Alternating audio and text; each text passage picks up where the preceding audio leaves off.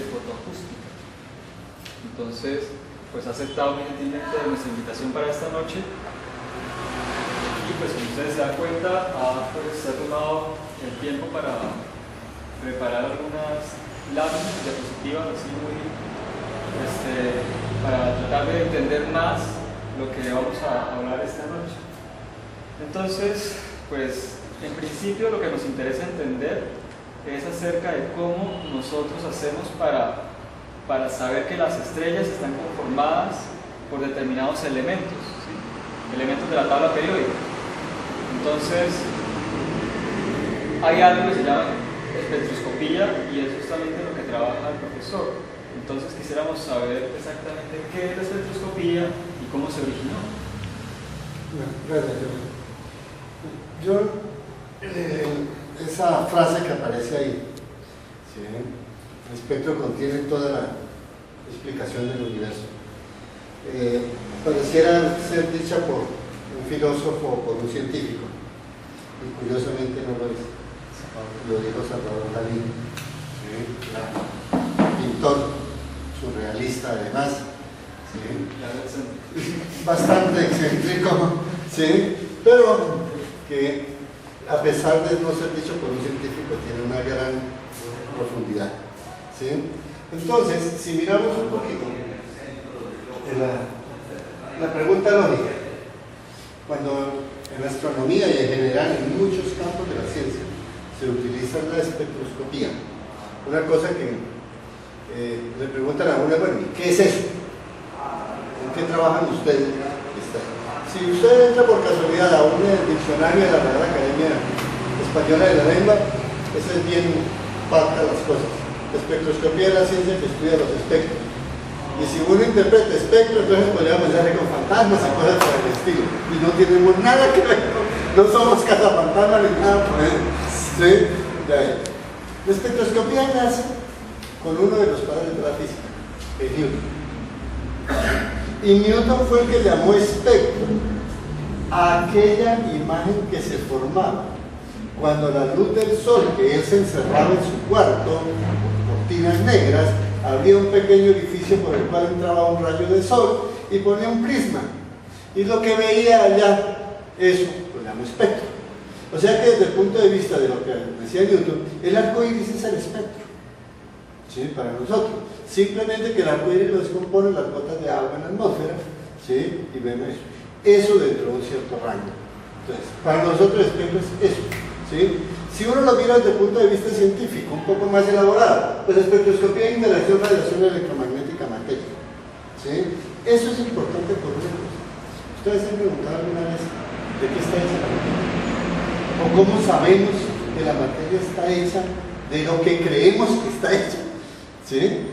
A todos nos han dicho que la materia son átomos, los átomos se reúnen en moléculas, las moléculas, bueno, ¿cómo supimos eso? ¿Sí? Entonces la espectroscopía uno puede pensarla en una especie de herramienta que utiliza diferentes formas para tratar de averiguar cosas. Hay un ejemplo simple. Si a usted le dan una caja cerrada, hermética, ¿sí? Y ustedes le dicen, bueno, ¿qué hay adentro? Pero no le dejan abrir la caja, ¿qué hace? ¿Sí? Suposición. Bueno, comienza a suponer. Pero también podría comenzar a hacer pruebas. Por ejemplo, echar a rodar la caja a botes por unas gradas. Si sonó algo que se partía, ya había vidrio, ¿cierto? Si algo gritó, bueno, había más. O sea, usted puede comenzar a hacer pruebas y de acuerdo a la información que obtenga por esa prueba, pues puede comenzar a hacer suposiciones, ¿sí? Si no sonó nada, usted puede decir, bueno, lo que está empacado adentro está muy firme, muy sujeto, de tal manera que está ahí. Puede ser un elemento sólido, puede ser, puede comenzar a hacer. La espectroscopía es eso. La única forma para nosotros tratar de ver de qué estamos hechos es utilizar radiación electromagnética. ¿Sí? La pregunta es, ¿qué es radiación electromagnética? O sea, ¿qué es eso? ¿Sí? Eso es un elemento muy grande que está ahí, ¿sí? Y entonces, el resultado de la radiación de interacción, radiación electromagnética materia, nosotros lo llamamos espectro, donde, como dije, el arco iris es un espectro entre el rango visible y blanco, ¿sí? Pero la radiación electromagnética es mucho más que eso, ¿sí? Entonces, la radiación electromagnética en esta gráfica puede visualizarse todo lo que hasta el momento conocemos como radiación electromagnética, ¿sí? Que está desde los rayos cósmicos, que todavía no sabemos a ciencia cierta de dónde vienen, creemos que son procesos extremadamente energéticos, pero todavía no sabemos, ¿sí? Y no los podemos manejar en laboratorio.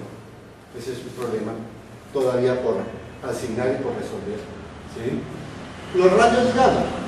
Los rayos gamma se originan porque hay procesos a nivel nuclear del átomo, ¿sí? Cuando usted va y hace medicina nuclear y le ordenan una gammagrafía, ¿qué es lo que le están haciendo? Si usted ha ido allá, lo que hace es que por la vena le aplican una pequeña inyección de un radioisótopo, normalmente es eso, ¿sí? ¿Qué hace? Le aplican el radioisótopo y el radioisótopo lo que hace es que se va en los huesos, lo absorbe y se va a distribuir ese radioisótopo por todo su cuerpo, ¿sí?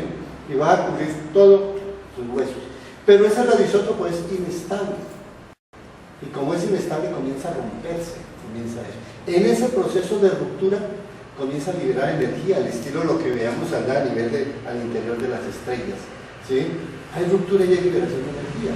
Y lo que hace después es una cámara, lo meten a uno en una plancha y lo pasan en una cámara que está ahí, comienza a recoger y decir de dónde viene su radiación y construir una imagen de su cuerpo a partir de esa radiación que está emitiendo el radioisótopo.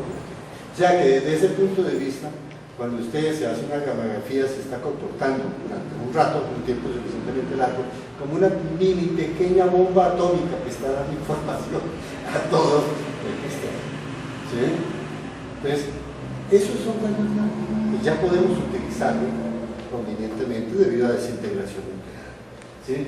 Los rayos X, ¿sí?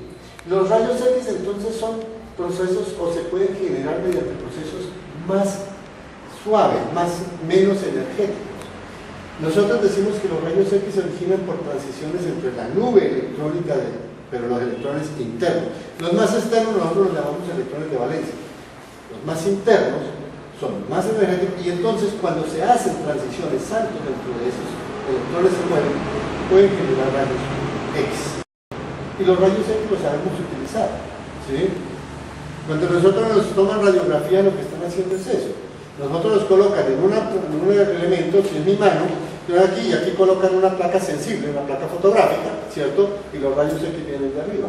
De tal manera que el material óseo no deja pasar los rayos X y entonces me da la impresión abajo del material fotográfico de mi hueso. El rayos X yo no puedo ver nada que sea blanco. El material blanco no me deja ver, ¿sí?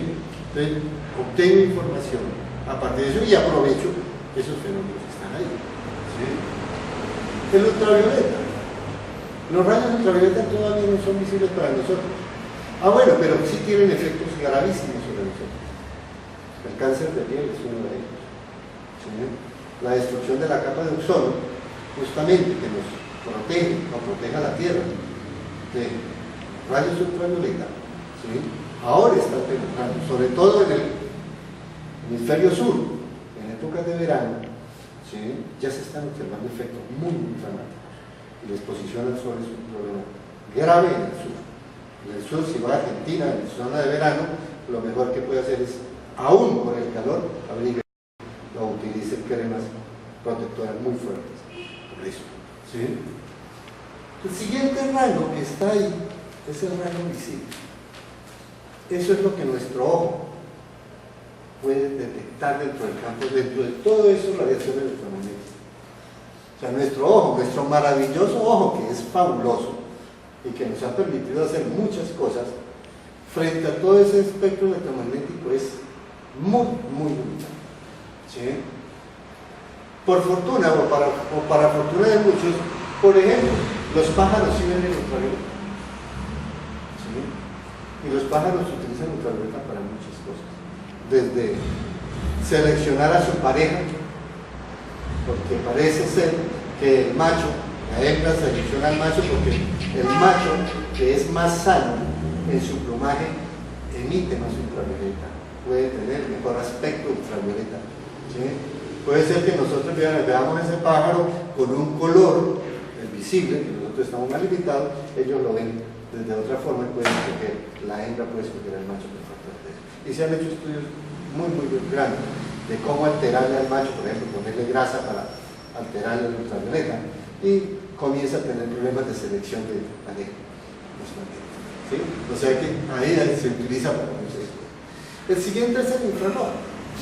El rayo infrarrojo uno lo siente en forma muy simple, la sensación térmica, calor. ¿Sí? Ese es el rayo infrarrojo. Cuando usted se acerca a una estufa, ahí está el calor, son rayos infrarrojos que están llegando a su piel, que su piel traduce, su sistema nervioso le da la información al cerebro diciéndole, cuidado, hay un elemento caliente. ¿Sí? Pero es información que se da. Y después viene todo lo que son los sistemas que nosotros trabajamos ondas hertzianas, entonces está la televisión, están los radares, la radio, la frecuencia modulada o en la modulación por amplitud, radiodifusión, o sea, todo esto, inclusive una línea de transmisión de alto voltaje genera, ¿sí? Ahí hay unos electromagnéticos que son de alta longitud y está ahí.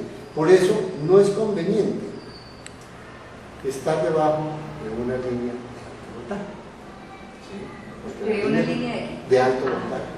Eso es, genera efectos biológicos que no se van a ver a la vuelta de 1 o 2 días, pero si usted está expuesta años a esa situación, puede afectar, ¿sí? Entonces, dése cuenta que tenemos toda una cantidad, ¿sí? Si uno mira cada región espectral nos da información de cosas. Yo decía, los rayos gamma son procesos nucleares, los rayos X ya son electrones internos. Lo que es el ultravioleta, el visible, el infrarrojo, son lo que llamaríamos los electrones de valencia, esencialmente, ¿sí? Y si vamos acá, más acá, vemos los estados rotacionales de moléculas, es decir, un estado rotacional se puede imaginar, cosa sencillita, una molécula diatómica, 2 núcleos que están aquí, ¿cierto? Cuando los núcleos, como no están quietos, ellos están haciendo esto, para nosotros esto es una vibración, se acercan y se alejan, permanentemente están en el movimiento. Entonces, para nosotros eso es vibración. Pero también pueden estar rotando, uno alrededor del otro, ¿cierto? O pueden estar en esta dirección, o sea, esos son estados rotacionales. Y nosotros utilizamos esos estados rotacionales porque nos dan información de eso. Entonces, todo ese compendio de estudiar desde rayos gamma hasta otro lado es lo que nos da la información sobre qué es la materia y de qué está hecho, ¿sí? Todo eso, cualquiera que sea su manifestación, son fotones, luz. Normalmente luz la llamamos a esta, luz visible, que detecta nuestro ojo, pero acuérdense que luz es cualquiera de ese rango electromagnético tan grande que hay, ¿sí? El problema es cómo detectarlo, cómo verlo, ¿sí? Uno puede hacer muchos juegos, ¿sí? Suponga usted que construyéramos robots y que esos robots le pusiéramos sensores, ojos, entre comillas, que solo vieran el ultravioleta, ¿sí? No el rango nuestro, sino el ultravioleta. Y entonces podríamos hacer experimentos que parecerían tontos. Por ejemplo, para nosotros un vidrio es transparente, claro, sí, si no está pintado, si no está, pero digamos el vidrio normal es transparente, ¿sí? Nosotros muchas veces nos chocamos con los vidrios cuando están muy limpios porque se vuelven transparentes, ¿sí? Y no los metemos ahí, ¿sí? Bueno, ese para nosotros, o sea, un vidrio en esas condiciones a nosotros nos permite ver del otro lado. Si a ese robot hipotético que estamos construyendo le pongo un vidrio ahora, le tapo los ojos con un vidrio, lo dejo ciego y no va a poder ver, ¿sí? ¿Por qué? Porque el vidrio no deja transmitir el ultravioleta y entonces toda la luz que le venga, el vidrio se la va a rechazar y no le va a poder llegar información a los ojos del robot, ¿sí? Para nosotros, para volvernos ciegos, tienen que poner una cosa oscura, una venda oscura, algo que nos impide la llegada de luz a nuestro ojo. Lo mismo le pasa allá. Y así sucesivamente uno podría tener sensores, ¿sí? Dispositivos que vean en las diferentes regiones, que los hay, ¿sí? Y si uno pusiera algo frente a él, lo puede volver ciego, con cosas que aparentemente para nosotros no tendría por qué